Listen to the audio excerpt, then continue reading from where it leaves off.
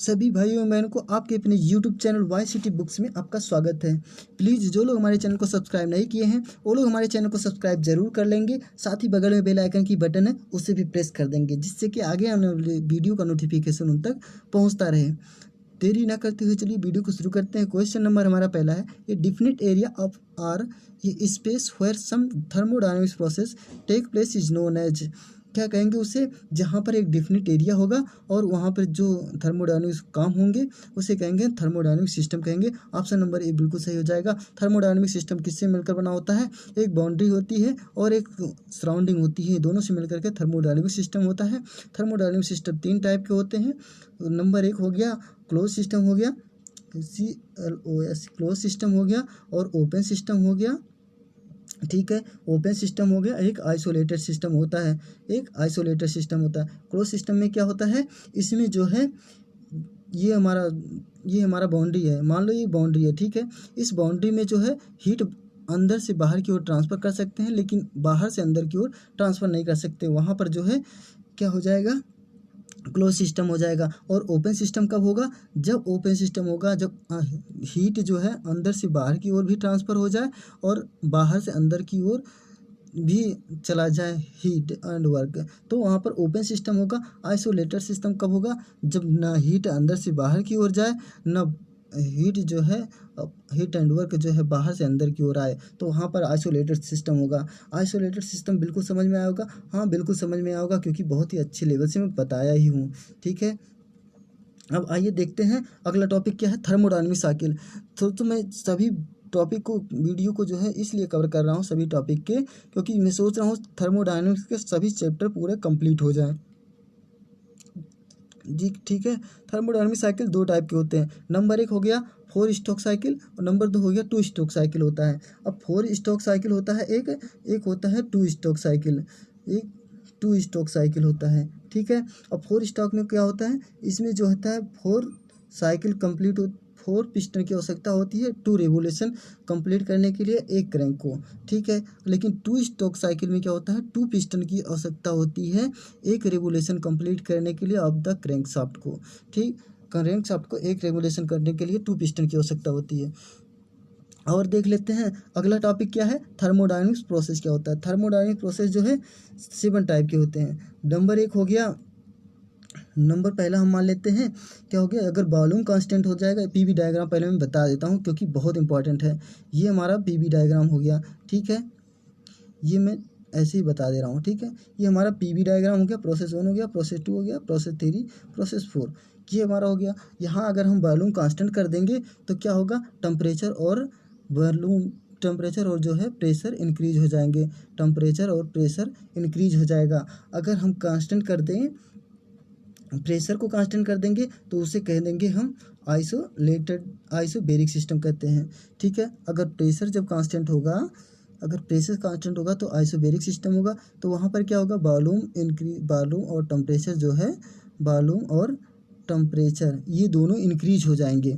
ठीक है, समझ में आ रहा होगा, बिल्कुल समझ में आ रहा होगा। देखो सबसे पहली बात क्या होगा, जब वॉल्यूम कांस्टेंट होगा तो टेम्परेचर और प्रेशर इंक्रीज होगा। जब प्रेशर कांस्टेंट होगा तो वहाँ पर वॉल्यूम और टेम्परेचर इंक्रीज होगा। समझ में आया दूसरा टॉपिक, बिल्कुल समझ में आया होगा। और तीसरा टॉपिक क्या कह रहा है, अगर उसमें जो हाइपरबोलिक सिस्टम कब होगा, हाइपरबोलिक सिस्टम जब होगा तो वहाँ पर हमारा गैस कांस्टेंट आ जाएगा। ठीक है, पीवी और वॉल्यूम और प्रेशर जो है कांस्टेंट हो जाएंगे, किसके, एक कांस्टेंट के बराबर। तो वहाँ पर जो है हाइपरबोलिक सिस्टम हो जाएगा। ठीक है, बिल्कुल समझ में आया होगा। हाँ बिल्कुल समझ में आया होगा। अब आ जाते हैं, हम देख लेते हैं और एक टॉपिक, अगर हम टेम्परेचर ही कांस्टेंट कर दें तब क्या होगा। तो भाई जब टेम्परेचर कांस्टेंट कर दो, अब थर्मोडायनेमिक्स पढ़ रहे हो तो उसमें हीट ना होगा तो कोई काम होगा, कोई काम नहीं होगा। ठीक है, तो वहाँ पर क्या होगा, टेम्परेचर को हम कह सकते हैं आइसो थर्मल प्रोसेस कह सकते हैं वहाँ पर। ठीक है, अब आइसोथर्मल प्रोसेस हो गया, ये बिल्कुल समझ में आ गया। अब हम आ जाते हैं, एक और प्रोसेस हमारा होता है वहाँ पर जो है, हाँ ये एक आइडियाबेटिक प्रोसेस होता है। अगर आइडियाबेटिक प्रोसेस में क्या होता है, ये आइसेंट्रोपिक प्रोसेस है। एक this the work substance neither receive और nor giver out heat to its surrounding during its compression and compression और एक्सपेंशन के दौरान न हीट को लिया जाए, आइसेंट्रोपिक है भाई, आइसेंट्रोपिक प्रोसेस में न हीट को लिया जाए, हीट एंड वर्क को, और ना वर्क एंड हीट को जो है दिया जाए, तो वहाँ पर आइसेंट्रोपिक प्रोसेस होगा, या हम कह सकते हैं आइडियाबैटिक प्रोसेस होगा, या हम कह सकते हैं इसे हम और किस नाम से जान सकते हैं, यह एक आइसोलेटेड सिस्टम के अकॉर्डिंग काम करेगा। तो वहाँ पर एक इसका एग्जांपल क्या होता था, एक थर्मस होता था, वही थर्मस यहाँ पे भी काम करेगा ना, हाँ बिल्कुल काम करेगा। अगला टॉपिक क्या आ जाता है हमारा, पॉलीट्रॉपिक प्रोसेस। पॉलीट्रॉपिक प्रोसेस क्या होता है, इससे हम कह सकते हैं general law of gas, expansion and compression के द्वारा जो गैस होती है उसके रिलेशन को हम कह सकते हैं पॉलीट्रॉपिक प्रोसेस। ठीक है, पॉलीट्रॉपिक प्रोसेस क्या होता है, इसका रिलेशन हम देख लेते हैं एक बार। देखो, पी वी पे power N equal to constant, ये हमारा क्या होता है, पॉलीट्रॉपिक प्रोसेस होता है। ठीक, समझ में आया होगा, बिल्कुल समझ में आया होगा। अब अगला टॉपिक पे देख लेते हैं। हमारा अगला टॉपिक क्या है, थर्मोडायनेमिक्स लॉ। थर्मोडायनेमिक्स लॉ क्या कहलाता है, ये 3 टाइप के होते हैं। नंबर 1 हो गया जीरोथ लॉ, नंबर 2 हो गया थर्मोडायनेमिक्स फर्स्ट लॉ, और नंबर 3 हो गया thermodynamics second law. First law पहले हम देख लेते हैं, जीरोथ लॉ क्या होता है, ये क्या कहलाता है जीरोथ लॉ। जीरो लॉ कहता है कि this law state that when two body are in thermal equilibrium with a third body they are also in the thermal equilibrium with each other. Thermal equilibrium कहता है कि अगर body A equal constant है, किसके, body ए जो है thermal equilibrium है तो बॉडी बी के साथ, तो वही बॉडी सी आ जाएगी, तो तीनों ही थर्मल इक्विलिब्रियम हो जाएंगे। ये हमारा जीरोथ लॉ कहलाता है। ठीक है, जीरोथ लॉ बिल्कुल समझ में आया होगा, हाँ समझ में आया होगा भाई, इतने अच्छे से बताए हूँ, समझ में आएगा क्यों नहीं। ठीक है, अब हम अगला टॉपिक देख लेते हैं क्या है।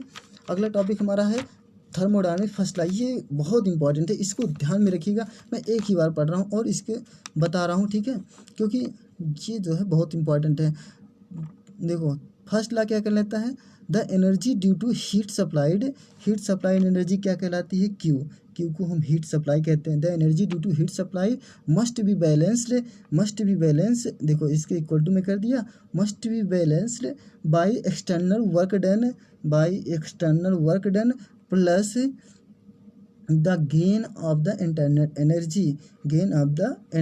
Energy due to rise temperature. ये हमारा फर्स्ट लॉ हो गया। सेकेंड लॉ क्या कहलाता है, this law state that there is definite limit to the amount of mechanical energy which can be obtain from given quantity of heat energy. जो given quantity दिया होगा, जो हमें हीट एनर्जी मिल जाए, वहाँ पर सेकेंड लॉ ऑफ थर्मोडायनेमिक्स होता है। समझ में आया, बिल्कुल समझ में आया होगा। मैं जल्दी करके बता रहा हूँ क्योंकि हमें पूरा टॉपिक ख़त्म करना है थर्मोडायनेमिक्स का। ठीक है, अगला टॉपिक देख लेते हैं। ये मैं इसलिए बताया क्योंकि बहुत इंपॉर्टेंट था। ठीक है, इसलिए मैं इतना टाइम खर्च किया एक क्वेश्चन पे, क्योंकि पूरा चैप्टर हमारा इसी पे डिपेंड था।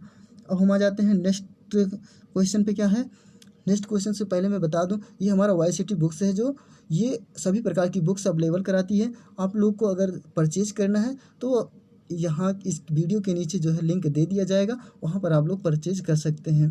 किसी भी प्रकार की बुक्स आप लोग को अवेलेबल हो जाएंगी। ठीक है, अगला क्वेश्चन हमारा है, an open system is one which, देखो अगर ओपन सिस्टम है तो उसमें क्या सही होगा। ठीक है, इसमें कह रहा है, अब अगर ओपन सिस्टम है तो अभी मैं बताऊँ इसके पहले just both the heat and work as well mass of the working substance cross the boundary the system. दोनों हीट एंड वर्क जो है दोनों जो है ट्रांसफर बाउंड्री को क्रॉस कर सकते हैं और बाउंड्री के अंदर आ सकते हैं और जा भी सकते हैं। ठीक है, अभी मैं बताया इसके पहले। ठीक है, बिल्कुल समझ में आया होगा। अगला टॉपिक देख लेते हैं क्या है अगला क्वेश्चन। अगर हमारा इसी को देख लेते हैं पूरे टॉपिक को क्या क्या है। देखो, heat and work cross the boundary the system but the working substance does not cross the boundary of the system. तो यहाँ पर कौन सा सिस्टम हो जाएगा, आप लोग बताओ। अभी मैं बताया हूँ, अगर वर्क एंड सिस्टम जो है क्रॉस कर जाए लेकिन जो है मास वर्किंग ना क्रॉस हो, तो वहाँ पर क्या हो जाएगा, क्लोज सिस्टम होता था ना। क्लोज सिस्टम अभी मैं बताया हूँ ना, क्लोज सिस्टम होगा। अगर दोनों क्रॉस कर रहे हैं तो क्या हो जाएगा, ओपन सिस्टम हो जाएगा। अगर दोनों नहीं क्रॉस कर रहे हैं, जैसे neither heat and work nor mass working semester तो वहाँ पर क्या होता था, आइसोलेटेड सिस्टम होता था। समझ में आया, बिल्कुल समझ में आया होगा। अगला टॉपिक देख लेते हैं। अगला क्वेश्चन क्या है, the thermodynamics property of a system is said to be an intensive property whose value for the entire system dash दिया है। द सम आप लोग को भरना है, इसमें से कौन सा सही हो जाएगा, the sum of the value for the individual parts of the system. देखो इसका मतलब ये हुआ थर्मोडायनेमिक्स प्रॉपर्टी में शायद कह सकते हैं हम एन इंटेंसिव प्रॉपर्टी है जो value for the entire system is not equal to the sum of the value for the individual part of system. समझ में आया। ऑप्शन नंबर इसमें कौन सा सही हो जाएगा, ऑप्शन नंबर इसमें बी सही हो जाएगा, इज नॉट इक्वल टू। समझ में आया होगा, बिल्कुल समझ में आया होगा। अगला क्वेश्चन को देख लेते हैं, कौन सा अगला क्वेश्चन है। देखो कह रहा है the absolute zero temperature is taken as, तो वहाँ पर जब एब्सोल्यूट टेम्परेचर होगा क्या हो जाएगा, ऑप्शन नंबर इसमें ए सही हो जाएगा, -273 डिग्री सेंटीग्रेड। ठीक है, समझ में आया, बिल्कुल समझ में आएगा, क्यों नहीं यार, इतना अच्छा बता रहा हूँ, समझ में आया होगा। अगला टॉपिक देख लेते हैं क्या है। देखो ये हमारा हो जाएगा, एक मिनट, हाँ अब सही हो गया। ठीक है, अगला टॉपिक है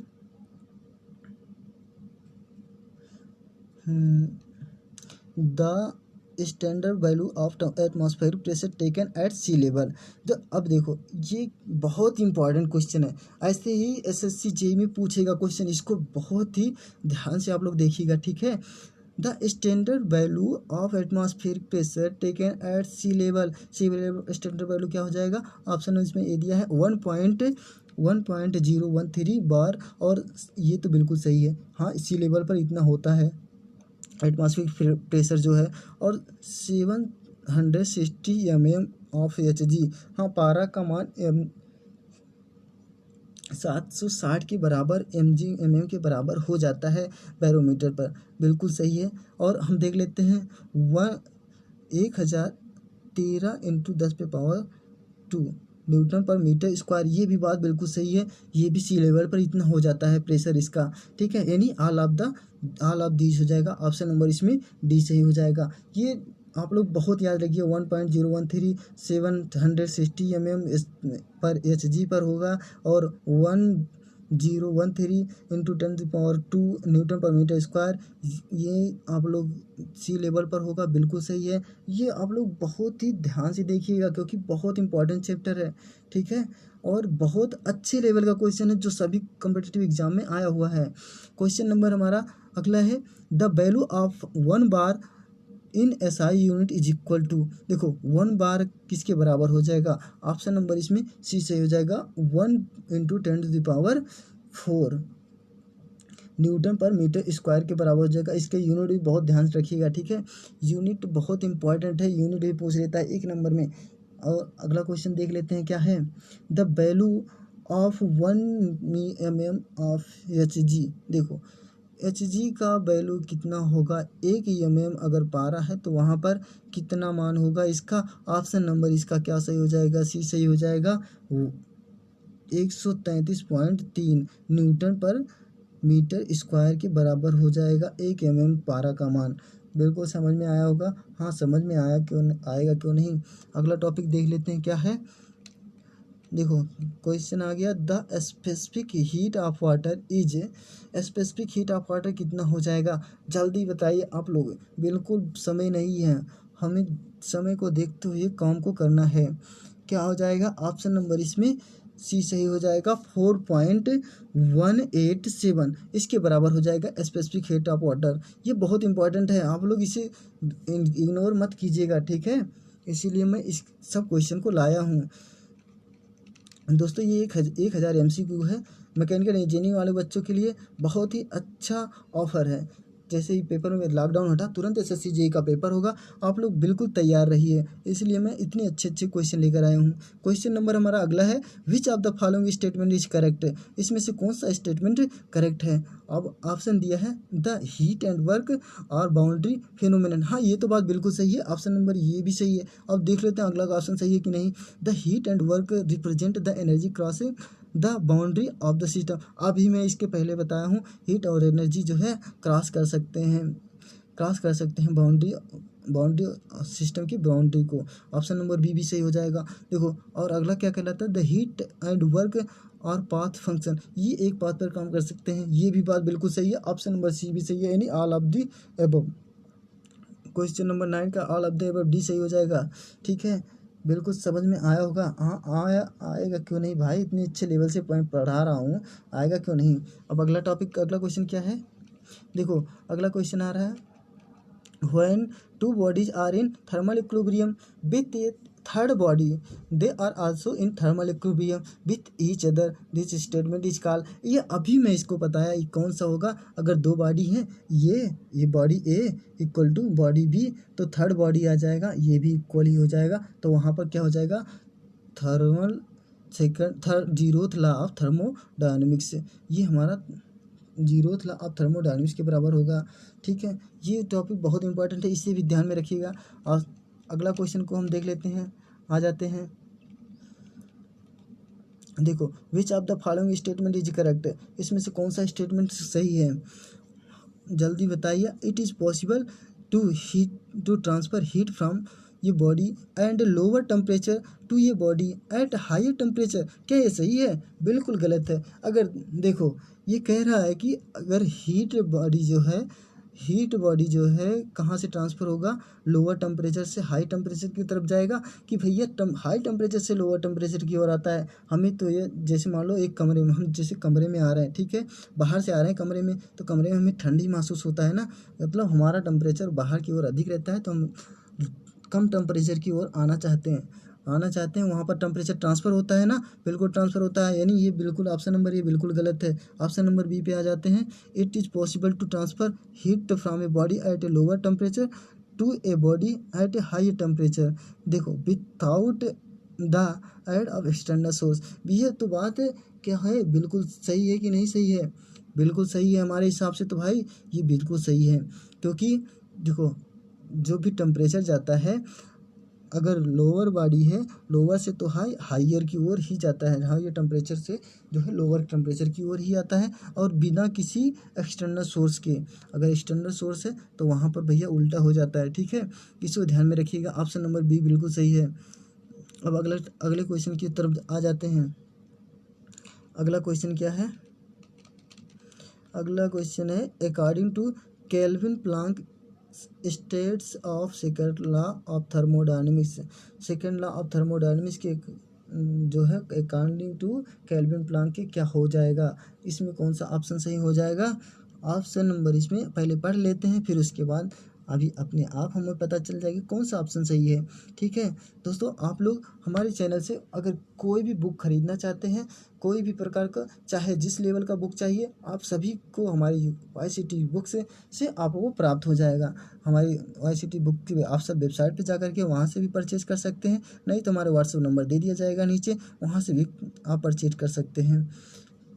ऑप्शन नंबर हमारा पहला है, it is possible to construct in an engine working on a cycle process whose slow purpose is to convert heat energy work। देखो, इसमें क्या कह रहा है, बहुत अच्छे से पढ़िए तभी इसे समझ में आएगा। It is possible to construct an engine working on a cycle process whose slow process is to convert heat energy work. ये तो बात बिल्कुल सही है। ऑप्शन नंबर ये तुरंत मार देंगे भाई, ये तो भाई केल्विन प्लांक यही तो कहता है, सेकंड लॉ ऑफ थर्मोडायनेमिक्स के अकॉर्डिंग इम्पॉसिबल होता है कंस्ट्रक्ट इंजन को वर्किंग कराने के लिए सही साइकिलिंग प्रोसेस पर, जब स्लो प्रोसेस करता है to convert of the heat energy को वहाँ पर। और ये तो बात बिल्कुल गलत हो जाएगा। ऑप्शन नंबर बी क्या कह रहा है, ये तो बात बिल्कुल गलत हो जाएगा, हम दूसरी बात को देखेंगे ही नहीं जब ऑप्शन नंबर ये हमारा मिल गया। ठीक है, देखो अब आ जाते हैं अगले टॉपिक में। क्या अगला क्वेश्चन क्या है हमारा, जल्दी से। The heat flows from a cold body to a hard body with the aid of external source the this statement is given. अभी मैं थोड़ी देर पहले बताया, इसी बताया कि नहीं बताया, अभी मैं बताया हूँ।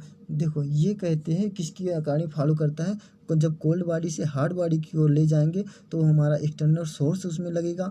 जब अभी एक्सटर्नल सोर्स नहीं लग रहा था तो वो जो हमारा दूसरा हो जा रहा था, तो अब इसमें एक्सटर्नल सोर्स लग रहा है तो ये क्लासियस के अकॉर्डिंग लगेगा। ऑप्शन नंबर सी बिल्कुल सही हो जाएगा, क्योंकि क्लासियस जी कहते हैं कि कोई भी अगर कोल्ड बॉडी है तो हार्ड बॉडी की ओर, हार्ड बॉडी के साथ एक एक्सटर्नल सोर्स बनाती है। ठीक है, अगला क्वेश्चन क्या है वो किसके बारे में देख लेते हैं। देखो अगला क्वेश्चन कह रहा है हमारा the behaviour of a perfect gas undergoing any change in the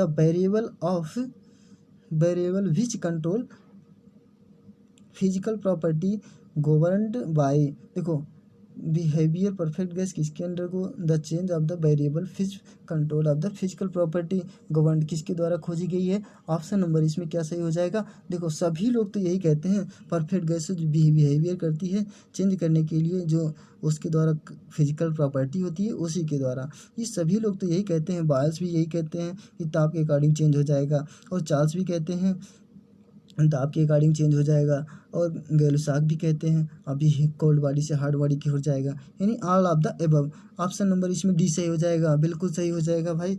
अभी मैं प्रूव करके बता दिया आप लोगों को। ठीक है, देखो अब अगला क्वेश्चन क्या है। For perfect gas according to Boyle's law. देखो परफेक्ट गैस क्या हो जाएगा बॉयल्स लॉ के अकॉर्डिंग। बॉयल्स लॉ में क्या हो जाएगा, ताप कांस्टेंट रहता है, अगर टेम्परेचर कांस्टेंट है तो इसमें कौन सा टेम्परेचर कहाँ पे कांस्टेंट है। ऑप्शन नंबर ए में बिल्कुल सही हो जाएगा। बॉयल्स लॉ में टेम्परेचर कांस्टेंट हो जाएगा, लेकिन चार्ल्स लॉ में दाब कांस्टेंट हो जाएगा। ठीक है, बहुत ध्यान में रखिएगा इसे। ऑप्शन नंबर इसमें ए सही हो जाएगा, P B equal to constant, क्योंकि इसमें टेम्परेचर कांस्टेंट है। और अगला क्वेश्चन क्या है उसको जल्दी से हम देख लेते हैं, बहुत हमारे पास समय बहुत अधिक होता जा रहा है। ठीक है, the absolute zero pressure will be. जब जीरो प्रेशर कब हो जाएगा, when molecular movement of the system become zero. जब भाई उस सिस्टम के जो कोई सिस्टम है, ठीक है, अगर इसमें जो है इसके जो मॉलिक्यूल है जीरो सिस्टम पर जो है मॉलिक्यूल मूवमेंट करेंगे जीरो हो जाएंगे, तो वहाँ पर क्या हो जाएगा भाई जीरो प्रेशर होगा। जब जीरो प्रेशर होगा तो एब्सोल्यूट जीरो ही होगा ना। ऑप्शन नंबर ए बिल्कुल सही हो जाएगा, बिल्कुल सही हो जाएगा। अब अगला क्वेश्चन क्या है उसके बारे में जल्दी से देख लेते हैं। देखो कह रहा है the general gas equation is. General gas equation क्या है, अब आप लोग बताइए जल्दी से, क्योंकि इसे आप लोग बहुत बार पढ़े होंगे। ठीक है, पढ़े हैं कि नहीं पढ़े हैं, हाँ बिल्कुल पढ़े ही होंगे। ठीक है, अरे नहीं पढ़े तो मैं बता रहा हूँ ना, P B equal to M R T होता है, ये हमारा जनरल गैस इक्वेशन है। ऑप्शन नंबर ए बिल्कुल सही हो जाएगा। ठीक है, सही हो गया, बिल्कुल समझ में आया कि नहीं आया, हाँ आ गया होगा। अब अगला क्वेश्चन है अकॉर्डिंग टू एवोगाद्रोज लॉ। एवोगाद्रो के अकॉर्डिंग जो है क्या सही है इसमें, the product of the gas constant and the molecular mass on an ideal gas is constant. जल्दी बताइए क्या ये सही है, बिल्कुल गलत है यार। अगर आइडियल गैस होगा तो कांस्टेंट कहाँ होगा, मॉलिक्यूलर मास, बिल्कुल गलत हो जाएगा। अगर कह दें the sum of the particle pressure of mixture of two gases sum of two, ये भी बात बिल्कुल गलत हो जाएगा। कोई भी पार्टिकल प्रेशर जो है जोड़ा थोड़ी जा सकता है मिक्सचर करके, गलत हो जाएगा। Equal volume of all gases at the pressure at the same temperature and pressure contain equal to the number of molecular, बिल्कुल सही है। ऑप्शन नंबर सी बिल्कुल सही, बिल्कुल सही हो जाएगा, सॉरी बिल्कुल सही हो जाएगा। अब देख लेते हैं अगला क्वेश्चन क्या है। The value of gas constant R in SI unit. देखो गैस कांस्टेंट के अकॉर्डिंग, गैस कांस्टेंट का जो आर होता है उसका यूनिट क्या होता है, ये आप लोग कहीं नहीं पाए होंगे, आज मैं बता रहा हूँ, जिसको बहुत ही ध्यान में रखिएगा क्योंकि बहुत ही अच्छे लेवल का है। ठीक है, ये कहीं मिलता नहीं है जल्दी में, बहुत जब प्रीवियस ईयर का एक क्वेश्चन देख रहा था उसमें मिला मुझे, मैं सोचा इसे भी बता दिया जाए। ये जो गैस कांस्टेंट का वैल्यू होता है उसका मान होता है 287 जूल पर केजी पर केल्विन। ऑप्शन नंबर डी बिल्कुल सही हो जाएगा। ठीक है, इसको बहुत ही ध्यान में रखिएगा क्योंकि इतना अच्छा लेवल का क्वेश्चन है, ये जल्दी मिलता नहीं है, गेट वाले क्वेश्चन है ये सब। इन SI unit the value of the universal gas constant is. अब देखो एसआई यूनिट क्या हो जाएगा, जो यूनिवर्सल गैस होगा वहाँ पर जो है एसआई यूनिट उसका क्या हो जाएगा। ये भी क्वेश्चन बहुत ही इम्पॉर्टेंट है। ये बात जो है ये हमारे रेलवे जेई में मैकेनिकल इंजीनियरिंग में पूछा गया था ये क्वेश्चन, इसलिए मैं इसे भी ऐड कर दिया हूँ। अभी जो पेपर हुआ था इसके पहले रेलवे जेई मेंस का, उसमें ये क्वेश्चन पूछा था। ठीक है, इसका ऑप्शन क्या सही हो जाएगा, ऑप्शन नंबर इसमें डी सही हो जाएगा। 8314 जूल पर मोल पर केल्विन होता है। ऑप्शन नंबर डी बिल्कुल सही हो जाएगा। ठीक है, इसे ध्यान में रखिएगा। 8314 जूल यूनिट इसकी बहुत ध्यान में रखिएगा क्योंकि यूनिट कभी कभी डिसबैलेंस कर देता है और यूनिट सब लोग नहीं जान पाते हैं। ठीक है, यूनिट ध्यान में रखिएगा। 8314 जूल पर मोल पर केल्विन होता है। ठीक है, ऑप्शन नंबर इसमें डी सही हो जाएगा। दोस्तों बहुत अच्छे लेवल के क्वेश्चन है सभी, और इसे आप लोग एकदम मन लगा के पढ़िएगा। ठीक है, the heat supplied to the gas at constant volume is. देखो जब हीट सप्लाई होगा तो वॉल्यूम वहाँ पर कांस्टेंट होगा तो उसकी इक्वल टू क्या हो जाएगा, अर्थात वी इक्वल टू क्या हो जाएगा, वी इक्वल टू हम कह सकते हैं कि इसमें जो है ऑप्शन नंबर डी सही हो जाएगा। mCp into T2 plus T1। Option number इसमें डी सही हो जाएगा। ठीक है, बिल्कुल समझ में आया कि नहीं समझ में आया, नहीं समझ में आया अभी मैं बता रहा हूँ इसका एक्सप्लेन करके पूरा। यम जहाँ पर क्या है, यम जो है मास ऑफ गैस हो जाए, गैस का मास होता है क्योंकि इसमें हीट सप्लाई होता है, गैस कांस्टेंट पे है, वॉल्यूम जो कांस्टेंट रहेगा तो प्रेशर उसमें रहेगा ही, टेम्परेचर उसमें बढ़ता रहेगा क्योंकि टेम्परेचर इसमें यही तो बढ़ रहा है, T2 प्लस T1 ये बढ़ता जा रहा है, और कहीं पे टेम्परेचर बढ़ रहा है घट रहा है सब में, T2 माइनस T1, इसीलिए ऑप्शन नंबर इसमें डी सही हो जाएगा। ठीक है, बिल्कुल सही है। और सी बी इक्वल टू हो जाएगा specific heat at constant of the volume, और प्रेशर क्या होगा, सी पी जो है specific heat of constant at pressure हो जाएगा। और अगला क्या है, T2 minus T1 rise in temperature, जो टेम्परेचर निकलता जा रहा है भाई इसमें इंक्रीज होना चाहिए टेम्परेचर ना, उसमें T2 माइनस T1 जो है राइज इन टेम्परेचर हो जाएगा और आर गैस हो जाएगा। ठीक है, बिल्कुल सही है, आप लोगों को समझ में आया होगा जहाँ तक उम्मीद करते हैं। और अगला क्वेश्चन क्या है इसी कड़ी में देख लेते हैं। बहुत थोड़ा वीडियो लंबा हो जा रहा है लेकिन मैं पूरे क्वेश्चन को कवर करने की कोशिश कर रहा हूँ, पूरा चैप्टर में पढ़ाने की कोशिश कर रहा हूँ, आप लोग मेरा साथ दीजिएगा, बिल्कुल वीडियो को पूरा देखिएगा। Relation between C P and C B is given by, ये तो बहुत ही टॉप लेवल का क्वेश्चन है क्योंकि ये शायद कभी छूट जाए, मैं ये तो नहीं कहता छूट जाते, लेकिन ये शायद कभी छूट जाए, और इस पर अगर ये छूट जाता है तो इस पर न्यूमेरिकल भी आ जाएंगे। दोस्तों मैं आप लोग को न्यूमेरिकल भी करा दूंगा, न्यूमेरिकल के लिए अभी आप लोग बस इस वीडियो के बाद मैं दूसरे वीडियो लाऊंगा तो उसमें कुछ न्यूमेरिकल भी लेकर आऊँगा। ठीक है, relation between C P and C B क्या हो जाएगा रिलेशन इसका, जल्दी बताइए, आप लोग इसे बहुत बार पढ़े होंगे। ये देखो ये देखो हमें लग रहा है इसमें दोनों ऑप्शन सही है, बी और सी, क्योंकि देखो C P minus C B equal to R, ये तो हमें पता ही है, ये हमारा गैस कांस्टेंट जो हमारा होता है आर उसके बराबर हो जाएगा प्रेशर और वॉल्यूम।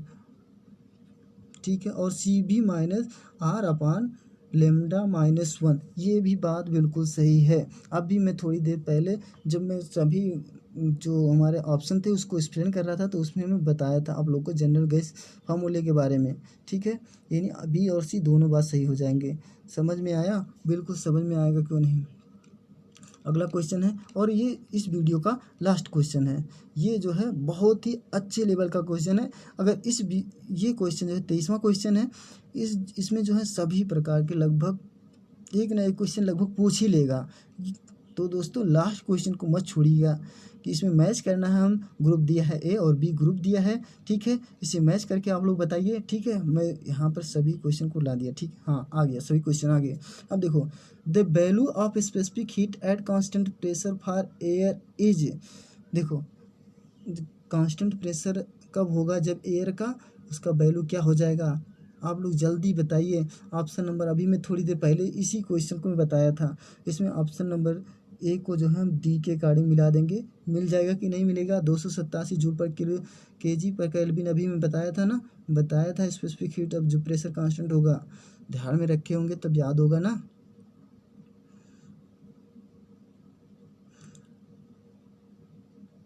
देखो ये स्पेसिफिक नहीं, प्रेशर कांस्टेंट है एयर का, तो ये गलत हो जाएगा। ठीक है, यहाँ पर हम कह सकते हैं कि ये हमारा हो जाएगा the value of specific heat at constant pressure for air. हमें एयर की बात कर रहा है यहाँ पर, वहाँ पर जो है गैस था, गैस के लिए होता तब ये सही था, परफेक्ट था, लेकिन ये एयर की बात कर रहा है। अब एयर में जो हो जाएगा 1.00 के बराबर होता है। ऑप्शन नंबर सी बिल्कुल सही हो जाएगा। इसमें ये मिल जाएगा हमारा the value of the gas constant in SI unit is. देखो कांस्टेंट गैस की एसआई यूनिट की वैल्यू क्या होती है, अब इसको बताना है आपको। अब इससे बताइए, बिल्कुल इस ये तो हमारा डी सही हो जाएगा। अभी मैं बताया इसके पहले, ऑप्शन नंबर डी बिल्कुल मैच कर जाएगा।